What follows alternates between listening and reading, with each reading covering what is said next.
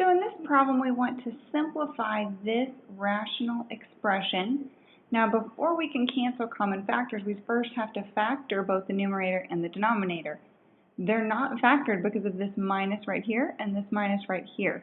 We have two terms in the numerator and two terms in the denominator. So first I'm going to let's factor the numerator. So I'm looking for common factors between both of these two terms. And it looks like they both have an x squared. So if we factor out an x squared from here, this first term is left with a y, and the second term is left with a negative 11.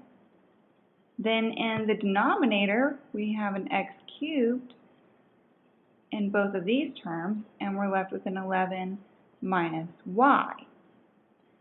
Okay, there's a couple things going on here. First, let's cancel the x's. We have two x's on top and 3 on bottom. So we're going to cancel 2 of them out, and that will leave just 1 on bottom.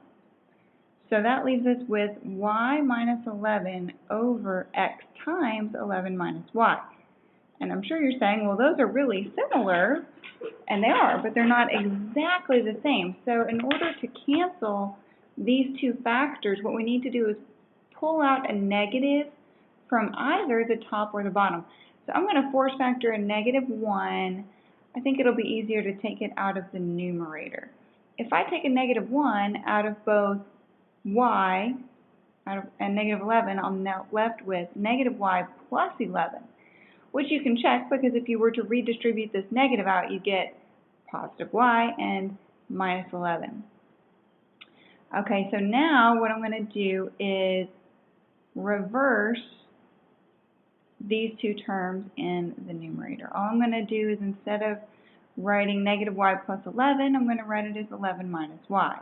It's the exact same thing. It's like saying a plus b equals b plus a. The order doesn't matter there. But the reason I did that is because now you can see these two factors are the same. So those cancel, and we end up with negative 1 over x.